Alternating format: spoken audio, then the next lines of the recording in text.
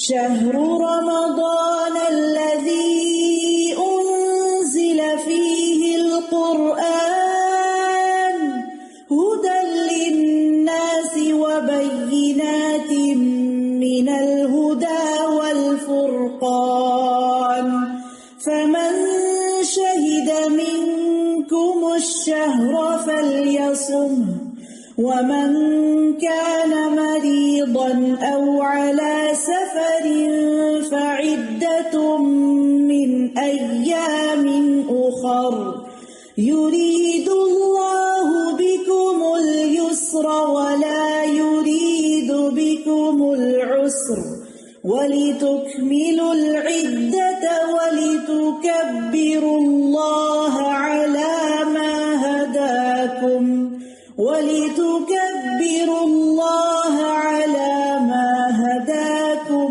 وَلَعَلَّكُمْ تَشْكُرُونَ۔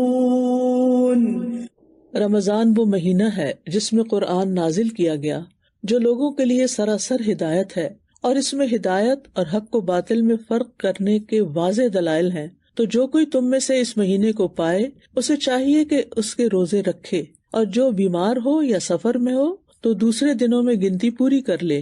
اللہ تمہارے ساتھ آسانی چاہتا ہے اور وہ تمہارے ساتھ تنگی کا ارادہ نہیں رکھتا، اور تاکہ تم گنتی پوری کر لو، اور تاکہ جو اس نے تمہیں ہدایت بخشی ہے تم اس پر اللہ کی بڑائی بیان کرو، اور تاکہ تم شکر ادا کرو۔ تو یہاں ماہ رمضان کی اہمیت کا بھی پتہ چل رہا ہے، اور قرآن کی بھی۔ قرآن کا نزول رمضان کے مہینے میں ہوا، لہٰذا رمضان کے مہینے کو باقی مہینوں پر فضیلت بخشی گئی۔ رمضان کی بابرکت رات میں نازل ہوا، انا انزلناہ فی لیلۃ مبارکہ، تو اس رات کو بھی خاص خصوصیت حاصل ہوئی۔ انا انزلناہ فی لیلۃ القدر، بے شک ہم نے اسے قدر کی رات میں اتارا، تو لیلۃ القدر تمام راتوں میں افضل رات قرار پائی۔ تو یہ ایک مبارک مہینہ ہے۔ حدیث میں آتا ہے رسول اللہ صلی اللہ علیہ وسلم نے فرمایا، اتاکم رمضان، تمہارے پاس رمضان کا مہینہ آ گیا ہے، شہر مبارکن، یہ بڑا بابرکت مہینہ ہے۔ فرض اللہ عز وجل علیکم صیامہ، اللہ عز وجل نے تم پر اس ماہ کے روزے فرض قرار دیے ہیں۔ تفتح فیہ ابواب السماء وتغلق فیہ ابواب الجحیم، اس ماہ میں آسمان کے دروازے کھول دیے جاتے ہیں، سبحان اللہ، خوب خوب دعائیں قبول ہوتی ہیں، نیک اعمال اوپر جاتے ہیں، اور اس میں جہنم کے دروازے بند کر دیے جاتے ہیں۔ اور ایک اور روایت میں آتا ہے کہ جنت کے دروازے کھول دیے جاتے ہیں۔ وَتُغَلُّ فِيهِ مَرَدَةُ الشَّيَاطِينِ، اور اس میں سرکش شیاطین طوق پہنا دیے جاتے ہیں۔ جب سرکش شیاطین کی بات ہوئی تو یہ بھی کہا جاتا ہے کہ پھر عام شیاطین بہرحال کچھ نہ کچھ اپنے کام کرتے رہتے ہیں، یعنی ہر شیطان نہیں بند ہوتا، خود ہمارے نفس کے اندر جو شیطانی رویے ہیں وہ بھی ہمارے ساتھ ہی ہوتے ہیں، لیکن ان کا علاج ہوتا ہے رمضان کے روزے کے ذریعے۔ یہ مہینہ بے پناہ خیر لانے والا ہے۔ نبی صلی اللہ علیہ وسلم نے فرمایا، بے شک تم پہ یہ مہینہ آ گیا اور اس میں ایک ایسی رات ہے جو 1000 مہینوں سے بہتر ہے۔ جو اس سے محروم رہا ہر طرح کی خیر و بھلائی سے محروم رہا، اور اس کی خیر سے محروم وہی رہے گا جو واقعی محروم ہو۔ یہ نیکیوں کی طرف دعوت دینے والا مہینہ ہے، جس میں ایک فرشتہ پکارتا ہے کہ اے خیر کے طالب آگے بڑھ، اور اے شر کے طالب رک جا، یہاں تک کہ رمضان ختم ہو جاتا ہے، اور یہ ہر رات ہوتا رہتا ہے، یعنی ہر روز ہوتا ہے۔ اور پھر یہ کہ یہ گناہوں کے کفارے کا مہینہ ہے۔ پچھلے رمضان سے لے کر اس رمضان تک جتنے گناہ ہوئے ان کے لیے یہ مہینہ کفارے کا ذریعہ ہے، یعنی وہ گناہ صاف ہو جاتے ہیں۔ جہنم سے آزادی کا مہینہ ہے، لہٰذا اس مہینے کی ہمیں قدر کرنی چاہیے۔ تو اللہ تعالیٰ فرماتے ہیں، شہر رمضان الذی انزل فیہ القرآن، رمضان وہ مہینہ ہے جس میں قرآن نازل کیا گیا۔ یہ بھی کہا جاتا ہے کہ تمام کتب سماویہ یعنی آسمانی کتابیں جو ہیں وہ رمضان میں ہی نازل ہوئیں، اور ان کی تاریخیں وغیرہ بھی روایات میں آتی ہیں۔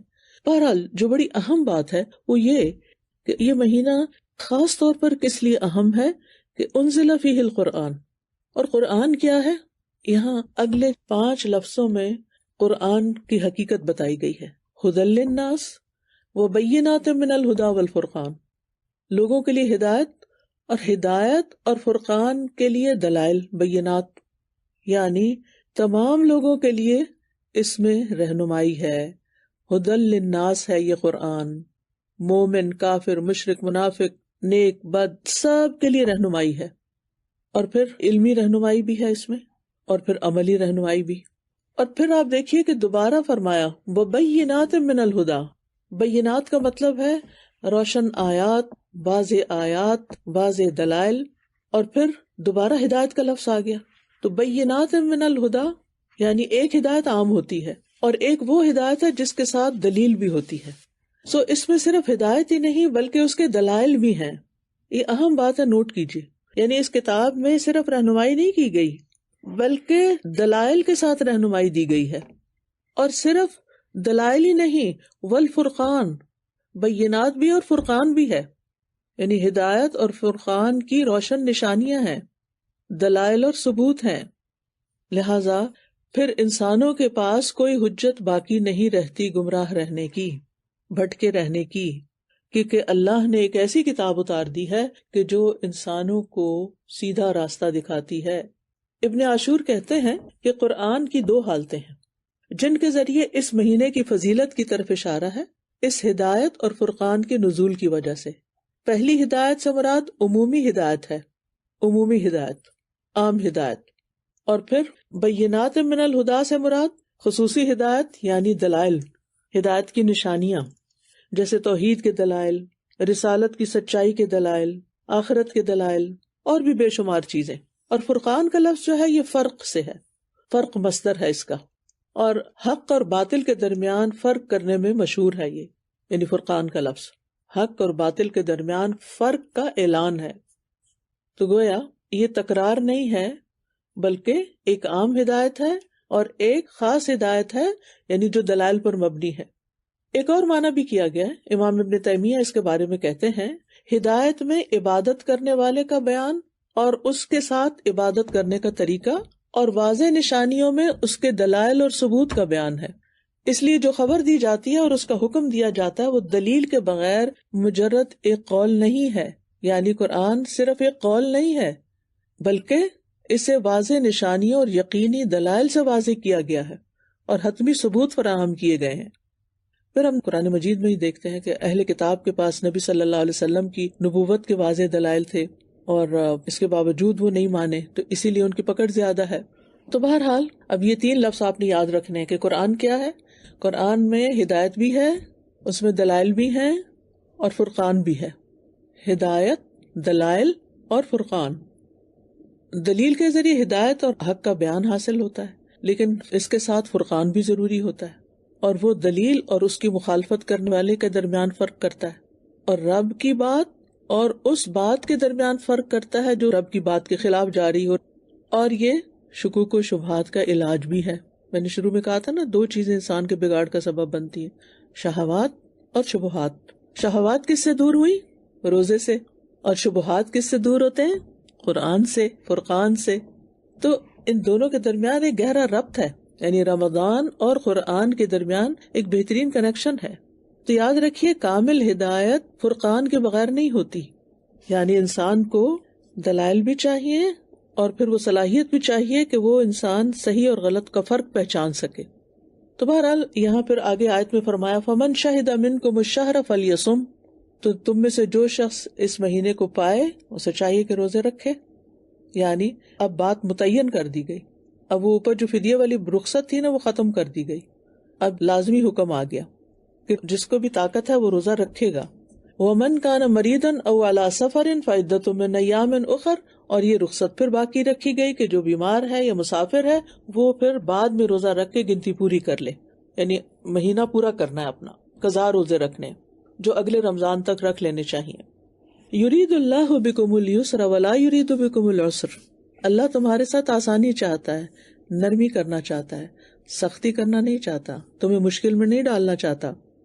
یعنی یہ ایک ایسی عبادت ہے کہ جو اگرچہ نفس پر بھاری ہے لیکن پھر بھی ان مع العسر یسرا، اس بھوک میں، اس تکلیف میں بندے کے لیے بہت سی آسانیاں بھی ہیں.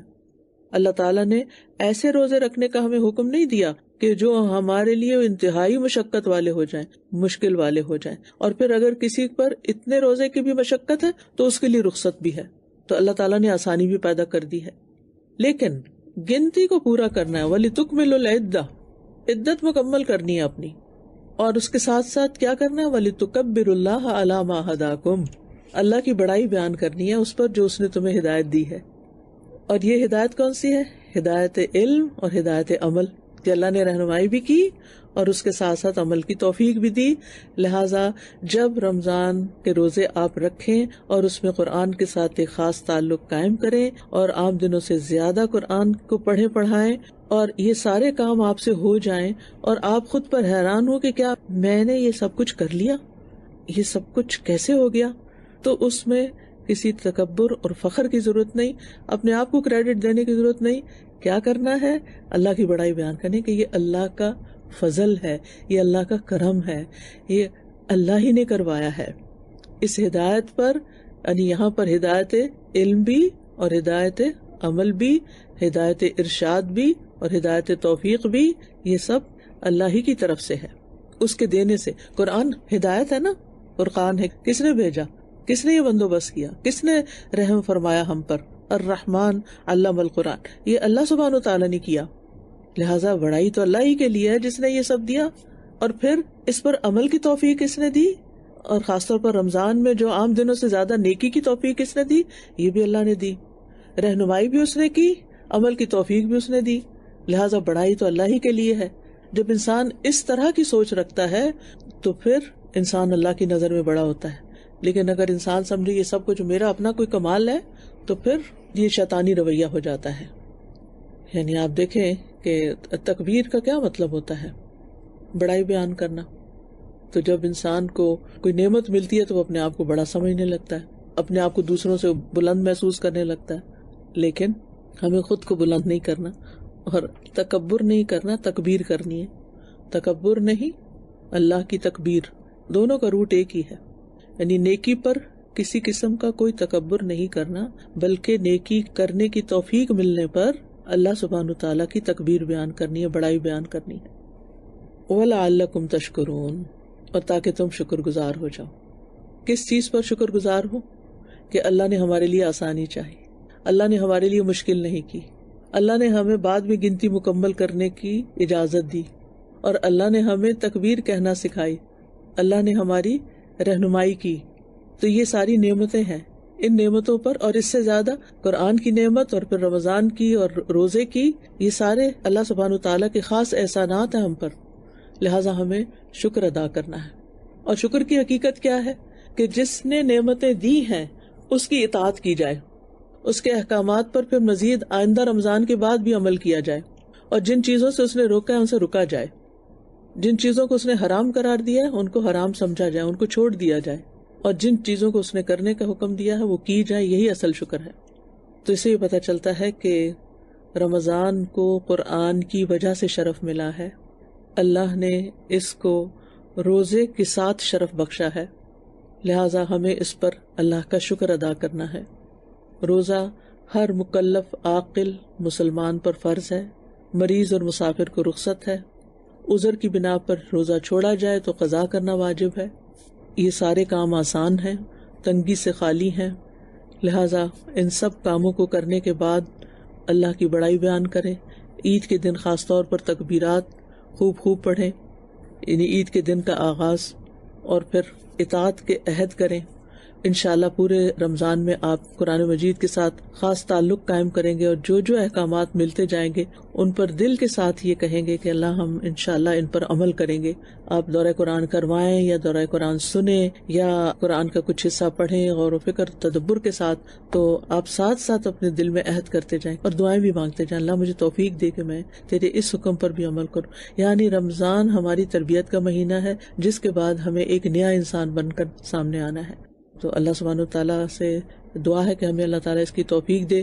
اور رمضان چونکہ شہر القرآن ہے، لہٰذا خاص طور پر روزے کے بعد جو اہم ترین نیکی آپ نے کرنی ہے وہ رمضان میں قرآن سے زیادہ تعلق جوڑنا ہے، اپنے لیے لازم کر لینا ہے. شہر انزل فیہ القرآن فالزم فیہ القرآن، یعنی اللہ نے اس میں قرآن اتارا ہے. ذرا سوچے، اس مہینے میں قرآن نازل ہوا ہے، قرآن نازل ہوا، لہٰذا ہم نے اپنے دلوں پر بھی اس کو نازل کرنا ہے، اپنے عملوں میں بھی اس کو لے کر آنا ہے، اور اس کے ساتھ ایک خاص تعلق قائم کرنا ہے. نبی صلی اللہ علیہ وسلم رمضان میں قرآن کا دور کیا کرتے تھے، جبریل علیہ السلام کے ساتھ رمضان کی ہر رات میں ملتے، یہاں تک کہ رمضان گزر جاتا اور وہ قرآن کا دور کرتے تھے۔ سلف صالحین بھی اس مہینے میں قرآن کی تلاوت کرنے اور اس کو سننے، سمجھنے اور تدبر کرنے اور عمل کرنے کو ایک بہت بڑی نیکی سمجھتے تھے۔ رمضان کا مہینہ داخل ہوتا تو سفیان ثوری سارے کام چھوڑ دیتے اور قرآن کی قرأت پر متوجہ ہو جاتے، کیونکہ وہ سمجھتے تھے کہ اس مہینے کا خاص شرف قرآن کا نزول ہے۔ جب رمضان آتا تو امام زہری کہتے یہ تو بس قرآن پڑھنے اور کھانا کھلانے کا مہینہ ہے، یعنی سحری اور افطاری کا اہتمام کرے انسان، صرف اپنے لیے نہیں، صرف اپنے گھر والوں کے لیے نہیں، دوسروں کے لیے بھی۔ امام مالک کے بارے میں آتا ہے کہ جب رمضان آتا تو حدیث پڑھانا چھوڑ دیتے تھے، قرآن کی طرف متوجہ ہو جاتے۔ اور ابن قیم کہتے ہیں کہ قرآن پڑھنا ذکر کرنے سے زیادہ افضل ہے۔ اور پھر آپ دیکھیے کہ مجاہد جو مفسر قرآن ہے وہ کہتے ہیں کہ جس شخص کو اللہ قرآن دے دے اور وہ سمجھے کہ کسی کو دنیا میں اس سے افضل چیز دی گئی ہے، یعنی اس کے پاس اس سے بھی بہتر چیز ہے، تو اس نے اس چیز کو بڑا اور عظیم قرار دے دیا جس کو اللہ نے حقیر بنایا، اور اس چیز کو چھوٹا کر دیا جس کو اللہ نے عظیم کیا۔ یعنی جس کو اللہ نے عظمت دی اس کو وہ کچھ نہیں سمجھتا، اور جو دنیا کی حقیر ٹھیکریاں ہیں ان کو وہ بڑی چیز سمجھتا ہے، اور اس بنا پر لوگوں کی بھی عزت کرتا ہے۔ جن کے پاس دنیا ہے اور جن کے پاس قرآن ہے ان کو وہ اہمیت نہیں دیتا۔ ابن قیم کہتے ہیں رحمہ اللہ کہ اگر لوگوں کو معلوم ہو جائے کہ قرآن کو تدبر کے ساتھ پڑھنا، یعنی سمجھ کر پڑھنا، غور و فکر کرنا، اس میں کتنا اجر و ثواب ہے، تو وہ اس کے سوا ہر چیز کو چھوڑ کر صرف اسی میں مصروف ہو جائیں، سب کام چھوڑ دیں، یہی کرنے شروع ہو جائیں۔ چلے اگر ہم سارا سال نہیں کر سکتے تو کم از کم رمضان میں تو کریں۔ ابن الجوزی کہتے ہیں کہ جس کو کسی وقت میں کوئی فرصت اور موقع ملے پھر وہ کثرت تلاوت میں کثرت ثواب کو غنیمت بنا لے تو اس نے بہت اچھا کیا۔ لہٰذا آپ دیکھیے کہ ہم سب کی مصروفیات ہیں، گھر ہیں، بچے ہیں، ذمہ داریاں ہیں، پڑھنا پڑھانا ہے، آفس ہے، بہت سے کام ہیں، دوسروں کی مدد ہے، کھانا کھلانا ہے، پکانا ہے، ایک لمبی لسٹ ہے۔ تو اب آپ دیکھیے کہ اس میں سے قرآن کے لیے پھر وقت کیسے نکلے گا۔ ہو سکتا ہے دورہ قرآن میں ہم چلے جائیں، 2 گھنٹے اپنے لیے نکال لیں، بہت اچھی بات ہے، لیکن اپنی تلاوت سے پارہ کیسے پورا کریں؟ اس دفعہ تو میں 2 پڑھنا چاہتی ہوں، 2 کیسے پورے کریں؟ تو اس کے لیے یہ نہیں ہو سکتا کہ آپ کو گھنٹہ 2 آرام سے مل جائے کہ آپ ایک جگہ بیٹھ کے، ہاں اعتکاف میں مل جائے گا لیکن ویسے نہیں۔ تو پھر کیا کریں؟ چھوٹے چھوٹے وقفوں سے فائدہ اٹھائیں۔ اب تو موبائل کی صورت میں کتنی سہولت ہے کہ جہاں آپ چھوڑیں گے وہیں سے دوبارہ شروع کر لیں گے، کوئی نشانیاں رکھنے کی بھی اور کوئی الگ چیز کیری کرنے کی بھی ضرورت نہیں۔ بس تھوڑے تھوڑے وقفے، چھوٹے چھوٹے انتظار کے وقفے، کام کرتے ہوئے جہاں جہاں موقع ملے قرآن پڑھتے رہیں۔ یعنی باقی ذکر بھی افضل ہے لیکن قرآن اس سے افضل ہے، اور خاص طور پر رمضان میں۔ اور یہ بھی آپ یاد رکھیں کہ قرآن کی تلاوت کے بقدر آپ کو آسانیاں بھی ملیں گی، یعنی جتنا جتنا آپ قرآن کے ساتھ تعلق بڑھائیں گے اتنی اتنی آپ کی زندگی میں آسانیاں ہوتی چلی جائیں گی۔ اور پھر یہ بھی یاد رکھیے کہ قرآن کو سمجھ کر پڑھنا سادہ پڑھنے سے زیادہ بہتر ہے، لہٰذا خود بھی غور و فکر آپ کر سکتے ہیں، یا پھر آپ کسی کلاس کو، گروپ کو، کسی بھی چیز کو آپ جوائن کر سکتے ہیں جس میں آپ کو زیادہ سمجھ آئے قرآن کی۔ اگر خود پڑھ کے زیادہ سمجھ آتی ہے تو بھی ٹھیک ہے، لیکن اگر خود پڑھ کر زیادہ سمجھ نہیں آتی تو کسی سے سن کر سمجھیں اس کو۔ امام احمد بن حنبل کے بارے میں آتا ہے، وہ اپنا ایک خواب بیان کرتے ہیں۔ وہ کہتے ہیں میں نے رب العزت کو نیند میں دیکھا تو میں نے کہا اے میرے رب، وہ کون سی چیز ہے جو سب سے زیادہ قریب ہے، جس کے ساتھ قرب حاصل کرنے والے تیرا قرب حاصل کرتے ہیں؟ تو اللہ تعالیٰ نے فرمایا اے احمد میرا کلام۔ تو میں نے کہا سمجھ کر یا بغیر سمجھے؟ تو اللہ نے فرمایا جو سمجھ کر پڑھے وہ بھی اور جو سمجھ کے بغیر پڑھے وہ بھی، یعنی ایز لانگ ایز وہ قرآن کے ساتھ آپ کا تعلق ہے تو وہ اللہ کے قرب کا سب سے بہترین ذریعہ ہے۔ اور اس کے بعد سجدے بھی نہیں، رات کو آپ تراویح پڑھیں، قیام اللیل کریں تو وسجد وقترب، وہ بھی قرب کا ذریعہ ہے۔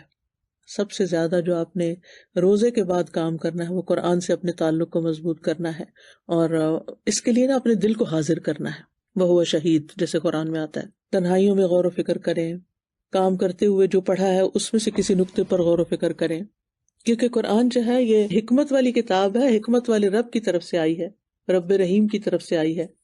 ابن تیمیہ رحمہ اللہ کہتے ہیں کہ قرآن کریم ایک بابرکت کتاب ہے جو ایسی ذات کی طرف سے نازل کی گئی ہے جو حکمت والا ہے اور حمد کیا گیا ہے، اور جو قرآن کے علاوہ کسی اور کتاب سے ہدایت کو طلب کرتا ہے اللہ اس کو گمراہ کر دیتا ہے، اور یہ اللہ کی مضبوط رسی ہے، اور یہ حکمت بھرا ذکر ہے، اور یہ سیدھا راستہ ہے، اور یہ عجیب قرآن ہے جو بھلائی کی طرف ہدایت دیتا ہے۔ اللہ نے اس کو اتارا ہے اس حالت میں کہ یہ ہدایت ہے، رحمت ہے، شفا ہے، بیان ہے، نور ہے، بصیرت اور نصیحت ہے، بے شمار فائدے ہیں اس میں۔ اور آپ نے یہ بھی کرنا ہے کہ قرآن پڑھتے وقت نا اپنا جائزہ لینا ہے، لوگوں کا نہیں۔ مشکل یہ ہے کہ جب ہم سنتے ہیں نا کوئی بات تو ہم کہتے ہیں وہ فلاں یہ کرتا ہے، فلاں یہ کرتا ہے، آپ نے ساری توجہ اپنے اوپر رکھنی ہے، اور پھر آپ نے اپنے دل کا جائزہ لیتے رہنا ہے کہ کیا آپ کو نماز میں، قرآن میں لذت محسوس ہو رہی ہے، آپ کا دل لگ رہا ہے یا نہیں، یا آپ کا دھیان بار بار اپنے موبائل کی طرف جا رہا ہے، یا کوئی اور چیز آپ مس کر رہے ہیں، کیا آپ فلی ان ہیں اس میں؟ کیونکہ کچھ لوگوں کو میں نے دیکھا ہے کہ وہ قرآن بھی پڑھتے ساتھ موبائل رکھا ہوتا ہے، اور جب ٹک بجی اس پہ تو وہ قرآن پڑھنا چھوڑ کے تو وہ میسج چیک کرنا شروع کر دیتے ہیں. تو اس طرح کے کام نہیں کرنے، مکمل توجہ سے قرآن پڑھنا اور سننا ہے. اور پھر انشاءاللہ تعالیٰ اس سال بھی ہم معانی القرآن کے نام سے دورہ قرآن کریں گے، اور اس میں انشاءاللہ طریقہ کار یہ ہوگا کہ اس دفعہ پلان یہ ہے کہ پورا قرآن آپ کو سنوایا بھی جائے، کیونکہ قرآن پڑھ لیتے ہیں، ہم سن بھی لیتے ہیں، تراویح وغیرہ میں بھی سن لیتے ہیں، لیکن اس دفعہ میں نے سوچا کہ ہم ہر دفعہ بس ترجمہ پڑھتے جاتے ہیں اور تلاوت نہیں سنواتے اور نہ سنتے ہیں. تو انشاءاللہ تعالیٰ اس دفعہ سورہ وائز ہم چلیں گے، اور ایک رکوع کی تلاوت پہلے ہوگی، پھر اس کا ترجمہ، اور پھر اس میں سے عمل کی چند باتیں، اہم نقطوں کی طرف آپ کی توجہ دلاؤں گی انشاءاللہ تعالیٰ، تاکہ آپ کو خود بھی غور و فکر کرنا آئے اور اہم آیات کو ہائی لائٹ کرنا. تو بہتر یہ ہے کہ آپ کے پاس قرآن مجید کا ایسا نسخہ ہو کہ جس میں اہم آیات کو آپ ہائی لائٹ بھی کر لیں، تاکہ بعد میں بھی تلاوت کرتے ہوئے ان کے اوپر غور و فکر کرتے رہیں. اور پھر یہ ہے کہ یہ یاد رکھے کہ ان ھذا القرآن یہدی للتی ہی اقوم، بے شک یہ قرآن ایسی راہ دکھاتا ہے جو سب سے سیدھی ہے. لہٰذا آپ نے یہ یقین کے ساتھ سامنے رکھنا ہے کہ جو قرآن مجھے بتا رہا ہے یہی میرے لیے نجات کا راستہ ہے، اور میں نے اس پر عمل کرنا ہے. لہٰذا پڑھتے ہوئے عمل کی نیت ساتھ رہے. اور پھر اگر آپ اجتماعی طور پر مل کے بیٹھ کے پڑھتے ہیں یا سنتے ہیں تو وہ زیادہ فائدے کی چیز ہے، کیونکہ وہ حدیث آتی ہے نا، وَمَا اجْتَمَعَ قَوْمٌ فِي بَيْتٍ مِّن بُيُوتِ اللَّهِ، جو لوگ اللہ کے گھروں میں سے کسی گھر میں جمع ہوتے ہیں، اللہ کی کتاب کی تلاوت کرتے ہیں اور اس کی تعلیم میں باہم مصروف ہوتے ہیں، تو ان پر سکینت نازل ہوتی ہے. تو یہ سکون حاصل کرنے کا ذریعہ، رحمت انہیں ڈھانپ لیتی ہے، فرشتے انہیں گھیر لیتے ہیں، اور اللہ تعالیٰ ان کا ذکر اپنے پاس موجود فرشتوں میں کرتے ہیں.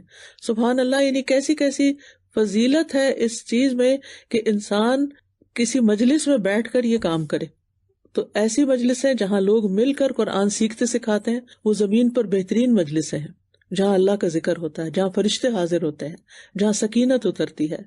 انس رضی اللہ عنہ کہتے ہیں کہ صحابہ کرام صبح کی نماز کے بعد حلقہ بنا کر بیٹھ جاتے، قرآن پڑھتے، فرائض اور سنن سیکھتے اور اللہ کو یاد کرتے. یعنی یہ جو اب صرف مدارس وغیرہ میں خاص ہو گیا ایسا کام کرنا، نبی صلی اللہ علیہ وسلم کے دور سے یہ کام چلا آ رہا ہے. تو اس سنت کو بھی زندہ کرنا ہے. اگر مثلاً آپ کہیں نہیں جا سکتی اور آپ صرف آن لائن سن رہی ہیں تو صرف اکیلے نہ سنیں، اپنے نیبرز کو بھی اکٹھا کر لیں کہ آئے ہم مل بیٹھ کے سنتے ہیں. اس سے آپ کی بھی توجہ رہے گی. اور پھر آپ دیکھیے کہ اگر کسی مصروفیت، جاب کی وجہ سے، کسی کام وجہ سے، مصروفیت کی وجہ سے آپ ڈائریکٹ نہیں سن سکے، مجلس میں حاضر نہیں ہو سکے، تو آپ رات کے وقت بھی یہ کام کر سکتے ہیں. اور اس وقت تو شاید بہت سے جگہوں پہ رات ہو جب آپ یہ سن رہے ہیں، اور آئندہ بھی دورہ قرآن جو ہوگا وہ کچھ لوگوں کو رات کے وقت میں ملے گا. تو آپ سمجھیں کہ آپ وہ سنت دہرا رہے ہیں کہ رمضان میں ہر رات نبی صلی اللہ علیہ وسلم جبریل علیہ السلام سے ملاقات کرتے تھے، اور سارا رمضان ایسے ہی ہوتا تھا. الحمدللہ تراویح میں بھی آپ تلاوت سنتے ہیں، لیکن یہ کہ میں یہاں سمجھ کر پڑھنے اور سننے کی بات کر رہی ہوں، یعنی دورہ ترجمہ کی بات کر رہی ہوں. تو بہرحال اس مہینے میں ہم نے قرآن کے ساتھ خاص تعلق قائم کرنا ہے، تلاوت بھی کرنی ہے، قیام اللیل بھی کرنا ہے، کچھ آیات ہو سکے تو حفظ بھی کرنی ہے، اور سب کے ساتھ مل بیٹھ کر اور اکیلے بھی درس و تدریس کا اہتمام کرنا ہے، اور اس سے نصیحت حاصل کرنی ہے. کیونکہ ان فی ذلک لذکر لمن کان لہ قلب او القی السمع وہو شہید، یقیناً اس میں ہر اس شخص کے لیے نصیحت ہے جس کا کوئی دل ہو یا وہ کان لگائے جبکہ وہ دل سے حاضر بھی ہو. تو اس کا مطلب ہے کہ ہم نے پڑھ کر بھی نصیحت لینی ہے لیکن کان لگا کر بھی، او القی السمع. تو انشاءاللہ پڑھنے کے ساتھ ساتھ سننے پر بھی فوکس رکھنا ہے. تو اس لیے دورہ قرآن مجید کی مجالس میں شرکت بھی کرنی ہے، یا آن لائن مجلس میں شرکت کرنی ہے، یا اپنے اہل و عیال کے ساتھ بیٹھ کے پڑھنا ہے، یا دوستوں کو شریک کرنا ہے، یا نیبرز کو شریک کرنا ہے. یعنی ہر لیول پر اپنے اپنے حالات اور ضروریات کے مطابق آپ یہ کام کر سکتے ہیں. اور انشاءاللہ تعالیٰ آپ کے ساتھ چونکہ قرآن مجید ہم سنیں گے تو اس کے سننے سے جو دل کو خوشی اور سرور ملتا ہے، اور انسان کا دل کھلتا ہے، شفا حاصل ہوتی ہے، ہدایت ملتی ہے، وہ ایک بے مثال ایکسپیرینس ہوگا انشاءاللہ آپ کے لیے.